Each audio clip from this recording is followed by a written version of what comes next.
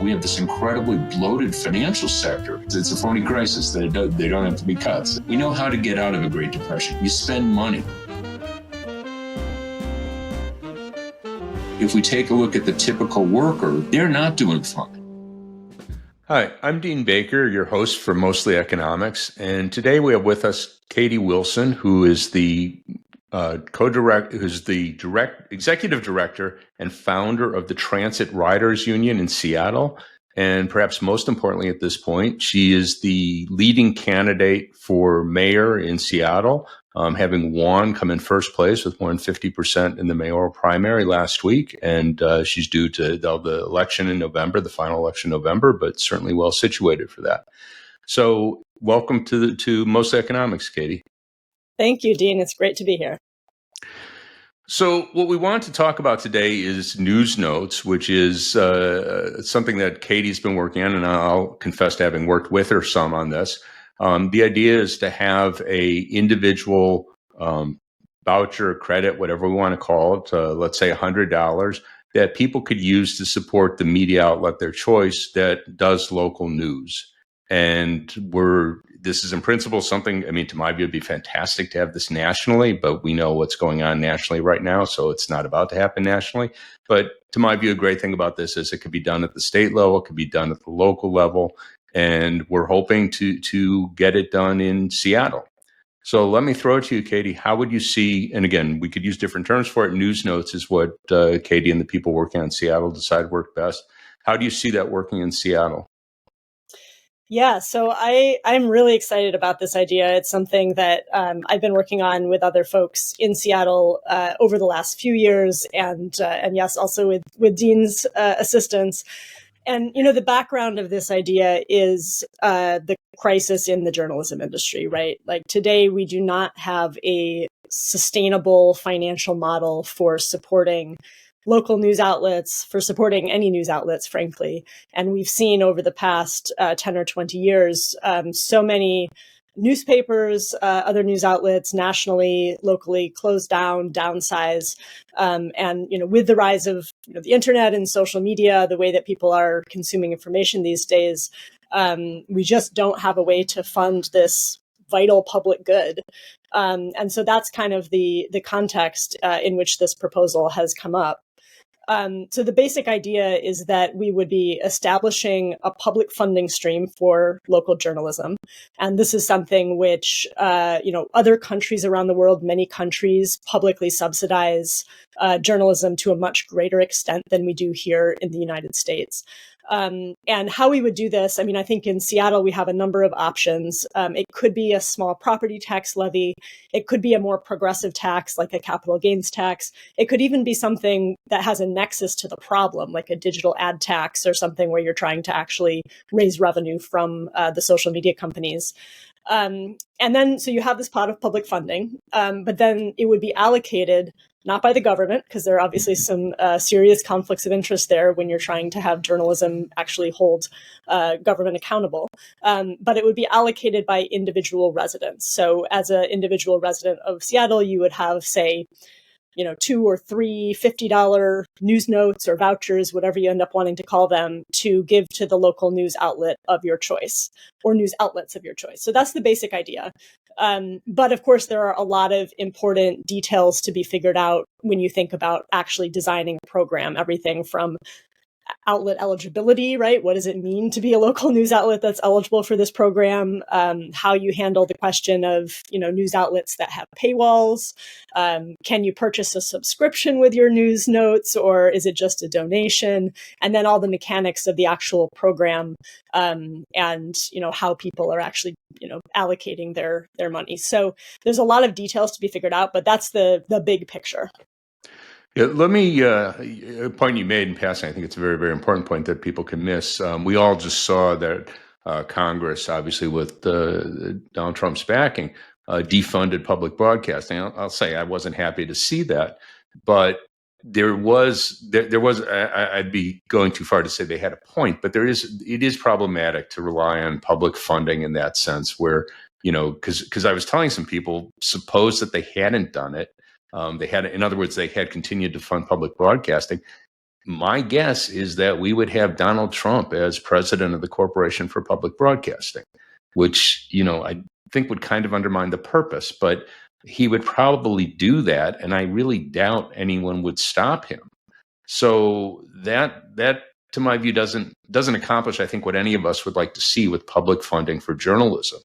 And this, the idea of news notes or any sort of individual credit voucher gets around that because it's up to individuals. And an analogy I make, and I don't know if you think of it quite the same way, the analogy I often make is to the charitable contribution tax deduction. So if I like a particular organization, the Art Museum, I like, a lot of it goes for religious purposes, a church, I get a deduction. And most people take they don't itemize, so they don't get anything. And obviously the people who do itemize, the richer you are, if you're in the 40% or I guess 37% bracket now, you get more of a deduction than those of us who might be in the 10 or 12% bracket. But nonetheless, the idea is the government is supporting your individual choice here. And this would be the same sort of thing that the government is saying, okay, you like this particular news outlet, go ahead. We'll give you $50, $100, because we recognize that this is a public good, that we all benefit from it. And again, long history of public support for journalism. You mentioned other countries, of course, many do it. Most probably do it much, much more than we ever did. But we've had a history where we had subsidies through the postal system. Copyright monopolies, again, quite explicitly a subsidy for creative work, not specifically journalism, but for creative work. So there is a long, long history of public support. The other point I'll just make, and I'll shut up in a second because I'm going on forever and want to hear from you. But to my view, it's striking how so few people seem to appreciate the importance of media. And it's kind of, we all understand, Elon Musk spent $200 million, I don't know what the sum ended up being, to support Trump in the presidential election. It might have been 300, whatever. It was a lot of money. And we all recognize that could have an impact. So what was he doing? He's buying ads. So we all recognize that you have ads on TV or the internet, wherever you place them. We all understand that has an impact on elections. But how can we think that the ads affect elections, but not what people see between the ads? And that's just kind of incredible to me. And, again, it's not just for the elections, but for people to be well informed. And, that's why, to my view, it's so important that we support media. And again, that it be independent media, because, sure, we could have Rupert Murdoch's media, and having more Rupert Murdoch's media will let us know what Rupert Murdoch wants us to know. But the idea is to have it be democratic. People will decide what they want, the sort of media that they want. I think that's so important. And, when you look at the information environment that's being created now, it's terrifying, frankly, right? And we have so many communities around the country that are true news deserts, right? There are basically no local reporters on the ground being paid to keep an eye on City Hall, to keep an eye on other powerful interests that, operate in that area. And what that means is that, there's many studies which show that drives this kind of hyper-partisanship. And then, all people are paying attention to is national news. And then that becomes degraded as well, right? And, we've seen this push toward subscription-based news coverage, which is understandable because that's the only way that you're going to be able to survive as a major news outlet these days. But then if you have this media ecosystem where you need to actually be able to pay for subscriptions to a dozen or 2 dozen news outlets in order to keep informed with high quality news coverage, most people just aren't going to do that. Either they can't afford it, or that's just not how they're going to choose to spend their money for all kinds of reasons, right? Which are kind of rational reasons in a sense. So what you end up with is a very small minority of the population that is actually subscribing and kind of reading that news. And then everyone else is kind of in the trough of misinformation, disinformation, pink slime kind of news coverage, or news coverage that's, funded by billionaires, right? It's a bad scene. And so I think this is a really promising way out. Yeah.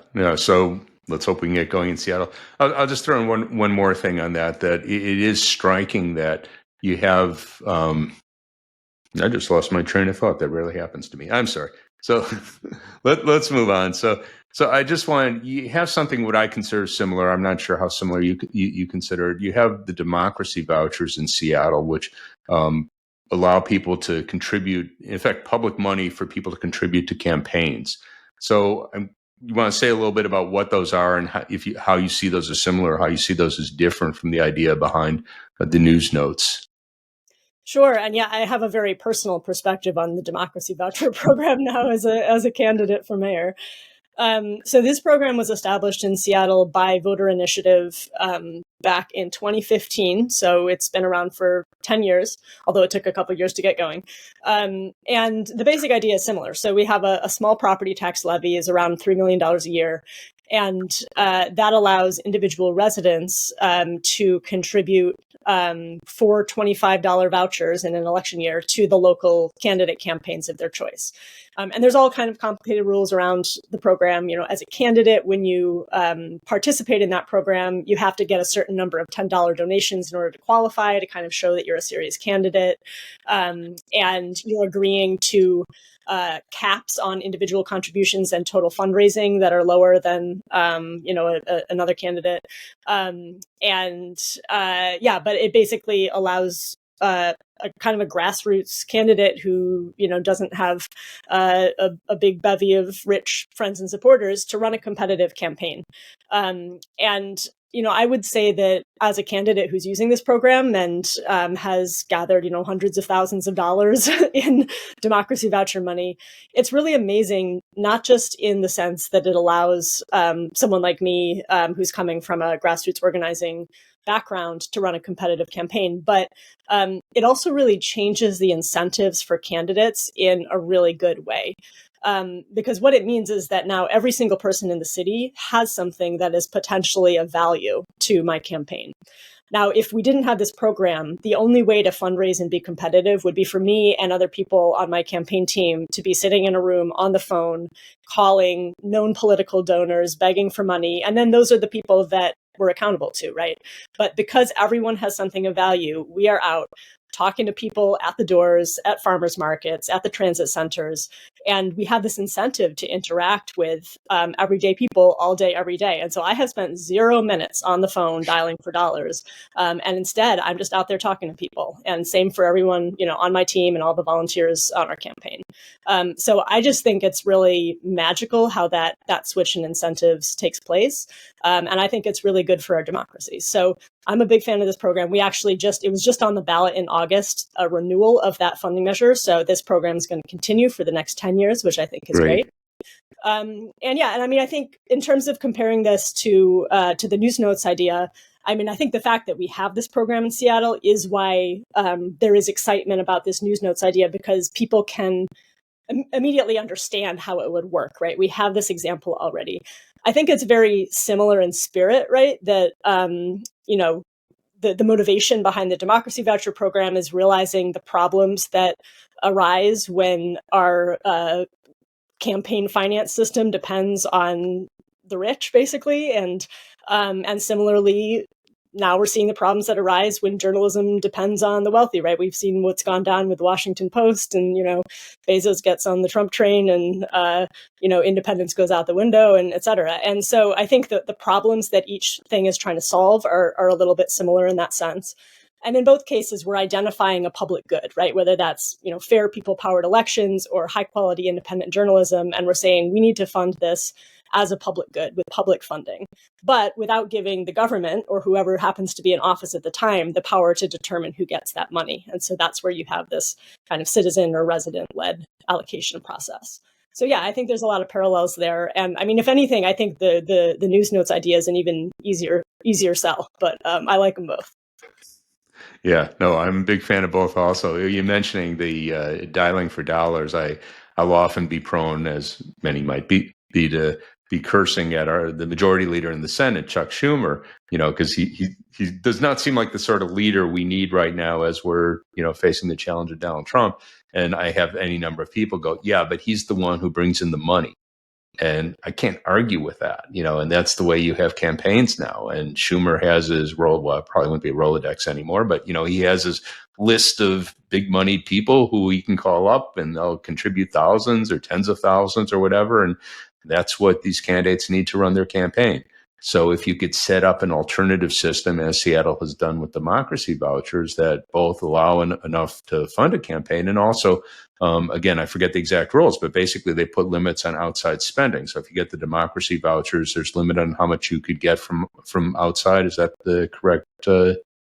Yeah, I mean, it basically lowers, for most races, the maximum individual contribution that someone can give your campaign, and also the total amount you can raise. So, for example, in my race, the cap for primary fundraising is $450,000, and then another $450,000 in the general. Now, there's complications there because it doesn't limit and really can't limit independent expenditure, PAC spending. So there is a rule also that if there is PAC spending on the other side, like for your opponent, you can apply to the city to lift the cap for your total fundraising. And that actually happened to us. So in the primary, right, because there's several $100,000s in a corporate PAC for the incumbent. And so we were able to do a little bit of fundraising right at the end over and above the cap because of that. But yeah. That's great. I remembered what I was going to say earlier when I lost my train of thought. So again, one of the reasons why I like this is it sets up an alternative, going back over the history of progressive politics in the U.S. and really everywhere. Labor unions have been incredible, really front and center, and anyone who studies the development of, the expansion of the welfare state, certainly in the U.S., again, programs like Social Security, Medicare, you can go down the list. Always organized labor was front and center and pushing for that.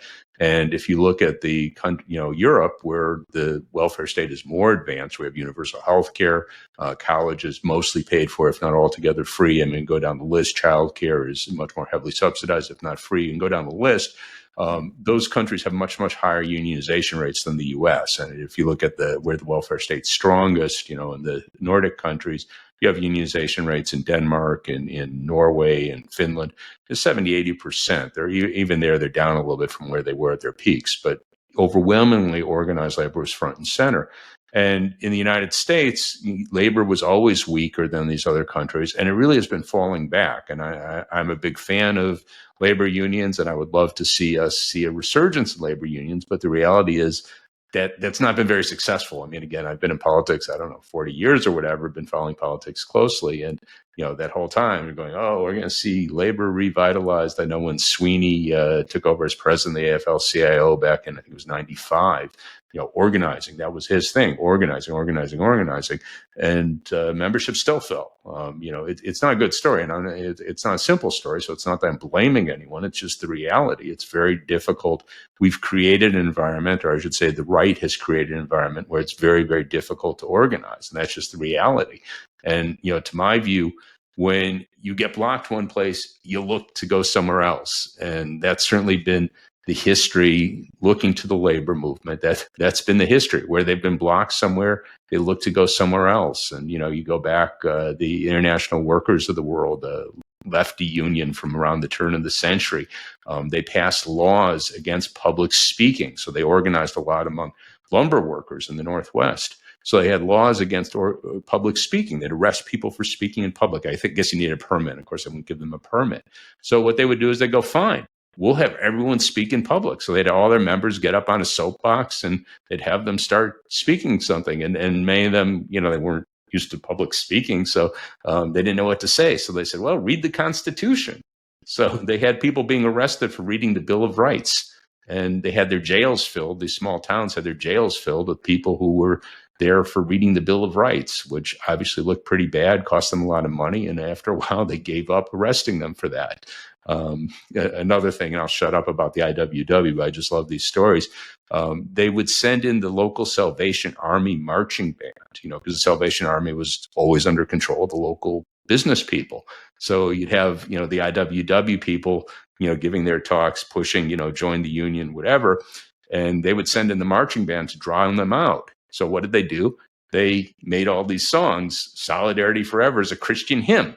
So they would start, the marching band would say, look, band's here, and they'd start singing labor songs to what the band were playing. So anyhow, all off topic, but the point was that to be successful, you change tactics. And, that's just seems to me we have to be mindful that, I would love to see, resurgence of labor. Maybe we still will. I mean, it's not like I've given up hope, but the reality has been, it's been a downward path. And now, organized labor's a little over 10%, about 6% in the private sector. Again, it'd be great to see that turn around, but I don't know what's about to happen anytime soon. So insofar as we could set up other bases of support, we got to do it. So I'm sorry, long diatribe. Oh, no. And I mean, we're seeing things move in the wrong direction now in the public sector. I mean, I'm going to a rally tomorrow at the VA, right, where VA workers are being chucked out, and their unions are being delegitimized, and so we're in a challenging spot. And I think,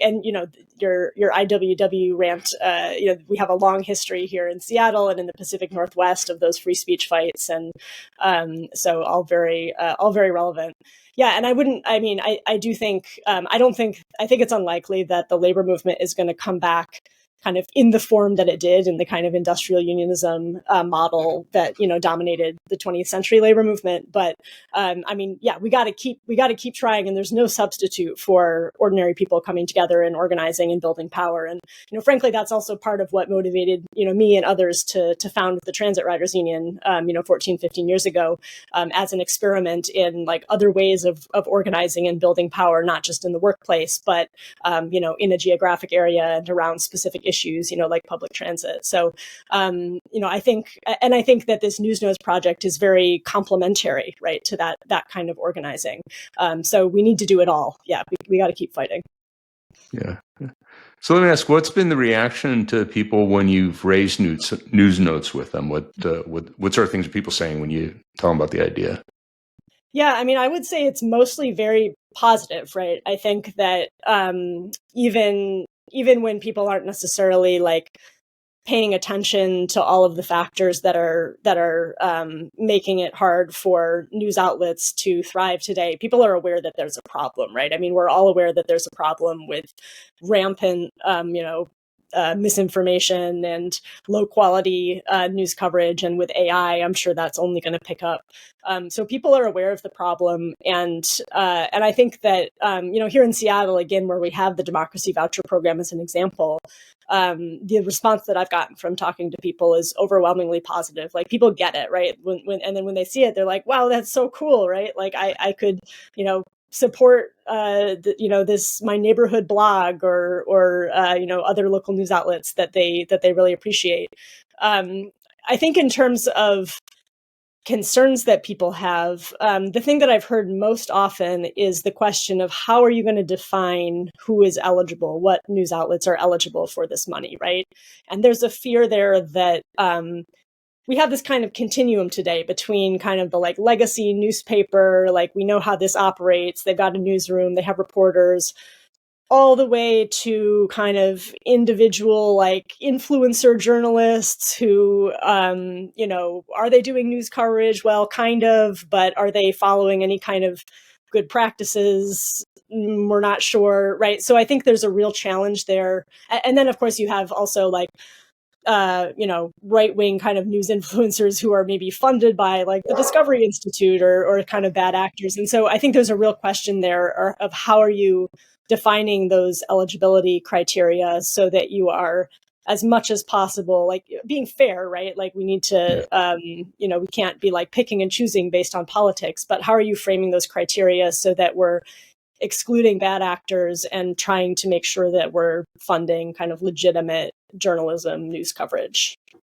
Yeah, no, that's an inevitable problem. Of course, that comes up with the nonprofit, the charitable tax deduction as well to qualify. I mean, in principle, Absolutely. It's supposed to be non-political, which I'm sure you're in the same boat, trying to be follow the guidelines to not be strictly political. But it's, I do economics. Is it political? Well, I try not to, I'm not endorsing candidates, but, obviously the analysis I do will likely favor some positions which are endorsed by certain candidates and, be directly against those of other candidates. And again, that's something that isn't always an ongoing issue. And just recently there was a court decision that said that you could have religious pastors endorse candidates from their podium, from the pulpit. Which again, you could decide whether I was right or wrong. But I mean, that's a sort of issue that it really ends up being unavoidable. And again, I don't think many people would say that we should get rid of the charitable deduction based on the fact that there's always going to be border cases, and we might not like how those border cases are decided. But that is an inevitable problem with any sort of subsidy program like that. And I guess, we have to acknowledge that and can't get around that. The one way, and you mentioned this with democracy vouchers, that, the thing that prevents kind of, whether you want to call it the most extreme case or not, but, some types of what we might consider fraud, where I set up my journalism, and what I do is I sit in my basement and watch cartoons or something, but I say I'm doing journalism. Well, if you have some minimum amount that you have to have, and can decide what it is, 3,000, 5,000, whatever it is, that makes it at least more difficult. So maybe you are doing bogus stuff, but at least you somehow convinced 50 people or whatever the number might be that it's worth contributing their news notes for. And again, maybe it's something that really at the end of the day isn't worth very much, but you got 50 people to think that it was worth something. So you can, kind of put a floor. Again, that's not going to get rid of every possible way. You'll have abuses. And again, there'll be things that, I'm sure you wouldn't like, I wouldn't like, a lot of people wouldn't like, that would end up being funded. But you want to at least make sure that that's difficult and presumably not where most of the money's going. Absolutely. Yeah. I think that's right. And, we've got in our proposal that we've been working on, a slightly complex, maybe too complex kind of criteria for eligibility. And I really do think that there's a way to crack that nut that, again, is not going to please everyone all of the time, but is going to result in a really substantial public good. So what have been the big obstacles that you've seen as you tried to push for this? I mean, here I think the real question is, what is our political path to establishing this program? And like you mentioned, this is something that could in principle be done nationally, it could be done statewide, it could be done locally. And I think we definitely want it to be done on as big a scale as possible. It would be really cool to have this be a statewide program in Washington state. Politically, I think it's going to be most feasible to start at a local level. And originally, we were looking seriously at whether there was a pathway to doing this countywide in King County as opposed to just in Seattle. It's a little bit challenging, as we found, because, and part of the reason we wanted to do it countywide is that if you look at King County, Seattle's news ecosystem could certainly be improved, but it's in a better shape than a lot of areas outside of Seattle and King County, where there really are true news deserts. There's not significant local reporting at all. And the Seattle Times, which is our kind of regional newspaper, doesn't do a ton of city hall level reporting on cities outside of Seattle. So we were trying to find a path to countywide. We did some polling and we ended up deciding that it probably wasn't viable to put something on the ballot for a public vote countywide. Not necessarily because people wouldn't support the program idea, but more that there's a kind of a broader anti-tax sentiment in the countywide electorate. And so the idea of asking people to, pay an additional increment of property tax to fund this program, we decided that was not probably not going to happen. And I think also there's just a challenge when you are looking at places where there is more of a true news desert. There's kind of a difficulty of imagination where I can see how this program could be really cool and it could help new news outlets to start. But if you're already in a situation where your news is basically coming from TV news and, just really scant coverage in the regional newspaper, it's hard to imagine. You're who would I give these to? We don't have local news outlets to give these to. And so it's asking people to make a pretty big leap to imagine that, a new, city-based neighborhood newspaper, blog or whatever is going to start up. So I think that's a political challenge there. So anyway, in sum, we ended up deciding that Seattle, city of Seattle is probably our pathway. right now in the city of Seattle, we have a mayor and city council majority that are not especially progressive, I would say, to put it mildly. And this is the result of a couple of kind of backlash elections we had in 2021 and 2023. And so, I mean, frankly, we haven't even approached them with this idea because there's just not a path currently. This is part of the reason why I'm running for mayor. So, so what we had been considering over the last couple of years was doing this through a citizens initiative instead of going through the city council. And so that means basically gathering tens of thousands of signatures to place a measure on the ballot for a public vote. And so that was kind of the path we were looking at. And we were drafting, working with an attorney to draft the legislation. And the big obstacle is really just money for that campaign, because it's no small matter to collect, 30 some thousand signatures to place something on the ballot. And, we can do some of that with volunteers, but it's also, this is a weird issue where it's like, it kind of concerns everyone, but it's not any organization's specific thing. So I think we could build a really broad coalition in support of it, but it would probably be hard to ask all those organizations who are frantically busy with their own issues to actually devote like capacity and volunteer mobilization to it. So anyway, the upshot was we thought we were going to need to raise, several $100,000 in order to pay for a good amount of the signature gathering to put it on the ballot. And we just haven't been able to raise that money. So that's the big obstacle. Now, if I'm elected mayor, maybe there's other ways, but yeah. Yeah. Well, that will change things.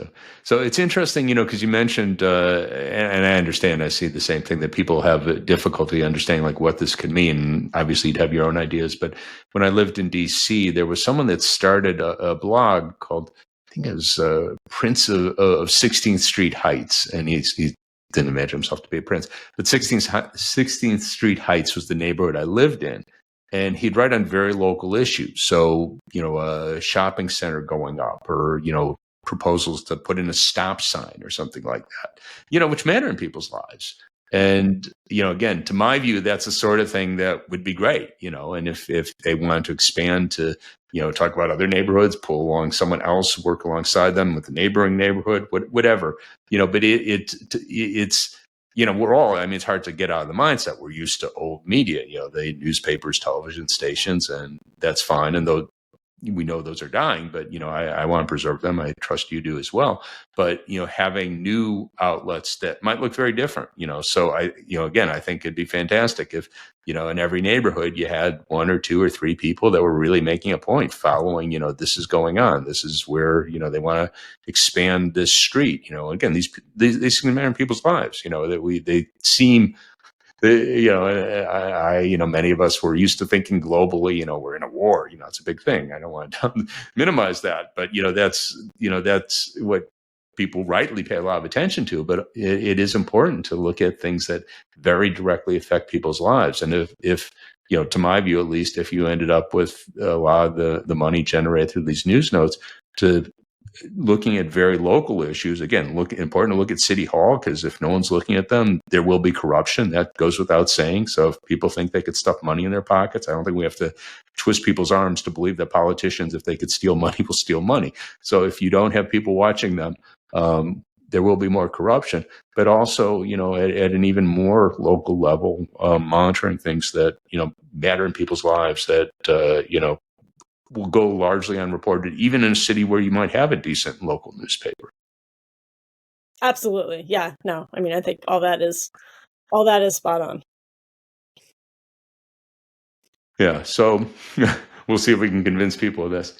So I'm curious, what's been the response of the local media there, insofar as you've raised news notes with the existing media?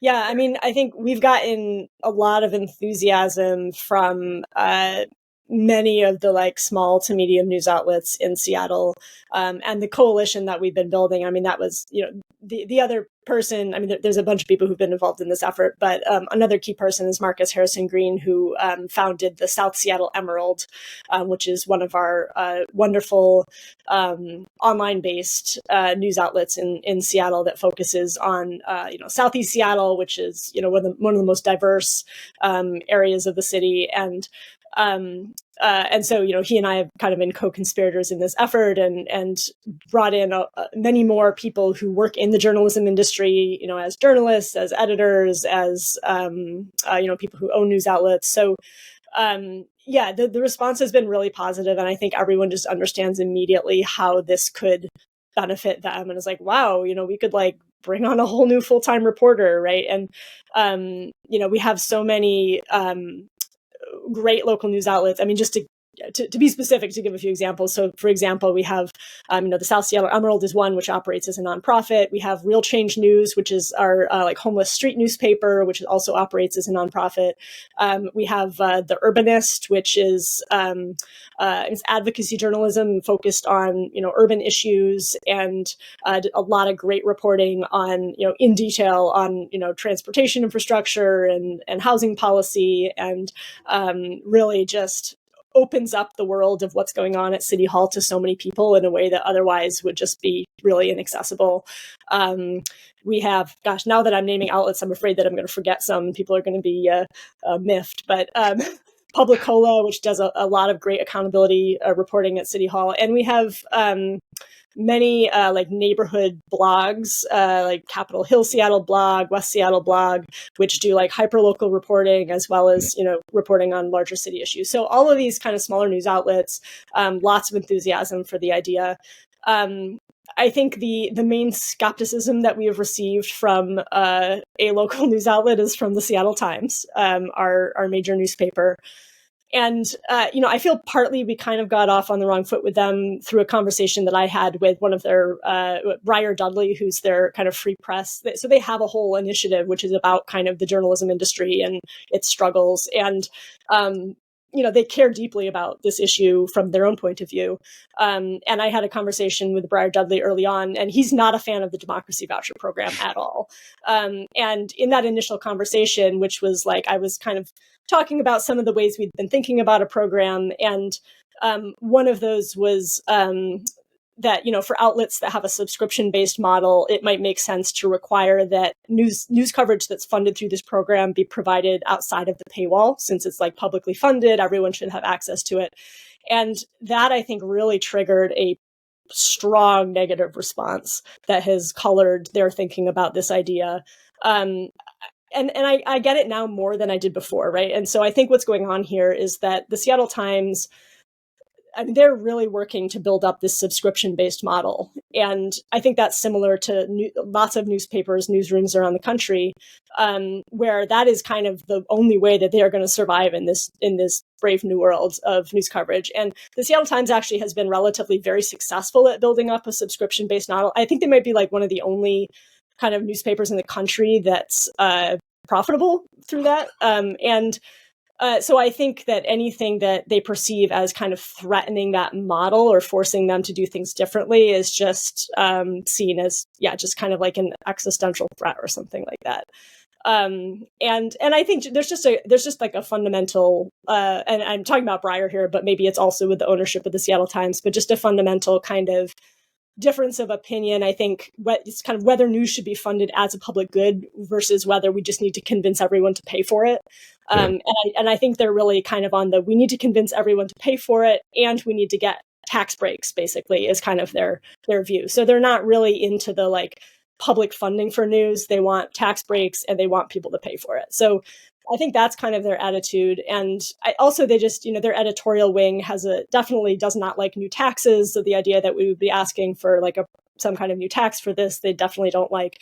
And I think for Briar also, I think he thinks it's because I'm involved and because of some of the other people involved, he thinks it's kind of a ploy to strengthen the left in Seattle, I think, is his kind of attitude toward it, that we're, just trying to funnel public money to all these left-wing rags. That I don't think he has a particularly high opinion of many of the news outlets apart from the Seattle Times. So he just kind of sees the Seattle Times as like the thing that we need to all be supporting. Well, it is unfortunate, but again, that's sort of, narrow self-interest. I mean, it's not altogether surprising. I'll give an analogy with some unions, which I think is unfortunate, that in efforts to have, universal Medicare or even extend, Obamacare, there were some unions that were against it because they said, well, that's something we give our workers, so why should we have the government, step in and be providing healthcare. Well, that's we're telling people you should join the union or support the union because you'll get healthcare benefits, which, yeah, that's true in a system where the government isn't providing healthcare. But that's, to my view, at least not a good argument for, if you want to advance the interest of working people. You want them to be able to get healthcare, whether they're in a union shop, whether they're unemployed, whatever their circumstances might be. But you could understand a union that's something, we've been organizing around. We give our workers health care. That's, why you should join the union.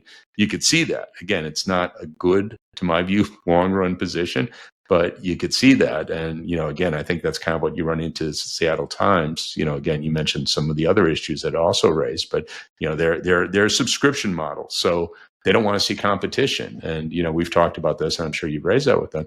They could fund part of what they do outside of that. So they have reporters covering City Hall, whichever ones they want to, put on. They in principle could have them funded through the system. It would be outside a paywall, but they would have lower expenses. I mean, to put it as simply as possible. So it doesn't have to directly threaten their profitability. But again, it does run the risk that if you have more competition, you have these other outlets and new ones springing up, and they're being supported by the news notes, that could well erode their subscription list. So, again, that's to my view, that's the world. That's, if you care about journalism, if people decide they'd rather go another route, they'd rather read someone else rather than you, well, that's the world. But I could understand, although not be that sympathetic to the idea that you don't want to do something that's going to, ruin your mode of business operation.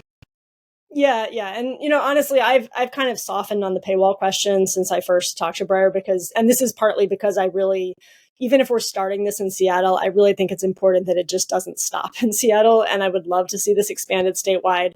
And politically and practically, in order to expand it statewide, it really needs to be something that the struggling newspapers around the state look at and see, wow, that could really help us. And I'm afraid if we put too many hoops to jump through and they're all struggling to build up a subscription-based model, right? So I'm a little afraid that if we put too many hoops or say, well, this can't be part of that, then it becomes something much less attractive to them. So I've softened on that. And at this point, my opinion is it should just be, any news out. I mean, it can be for-profit, nonprofit, whatever, and you can have a paywall or not have a paywall. Everyone should be eligible. But the news note itself, like, it's a pure donation. You're not getting a subscription for it. And I think there's some good policy reasons for not allowing people to basically, purchase subscriptions with their news notes. Primarily that if we do allow people to purchase subscriptions with their news notes, that actually creates an incentive for more news outlets to put up paywalls, because, why would I just give my news notes to an outlet that's already providing its news coverage for free if I can get something by, giving it to this other outlet? And so I really don't think we want to create a system where we are incentivizing paywalls. And then also, I think there also may be some legal issues with gift of public funds if we were actually letting people get something for it, as opposed to just having it be a pure donation to a news outlet. So that's where I stand at the moment. But, my mind can always change. So, well, the main thing is, to my view, the main thing is get the foot in the door. We could argue about the best system down the road. And, if you get in place and you go, okay, can we put in a paywall, take out the paywall, whatever, you could do that. But, if you don't have it started, there's nothing to argue over. So. Absolutely. So anything else we should cover before I let you go back to your mayoral campaign? Well, I feel like we covered a lot of ground. I don't know that I have anything else to add, but I don't know. I remain excited about this idea, even though I've been working on it for 2.5 years now with welcome to the club. I mean, not that I've been, well, of course you weren't working on it exclusively either, but I don't know when I first, and I don't want to claim credit as a co-author, but Bob McChesney, who recently passed on back, I think it was in March earlier this year, he'd been pushing this idea since the 90s, I believe. So it goes back a while. And, I don't know which of us, I'm happy to give him credit. But we did talk about it, work on it together back in the early days. So it goes back a while. What they say, success has many fathers or whatever. So hopefully we can actually make it happen, and then everyone can claim credit. So yeah, that would be the best. So, all right. Well, thanks a lot for joining me, and best of luck. Hope, you're in a great position in the mayoral race. And again, things happen, but we'll hope next time I'll talk. Well, maybe I'll talk to you before then, but next time I have you on the show, you'll be mayor. Sounds great. Would love to see it. If you like what you just saw, please help us out by liking us and subscribing. Thank you.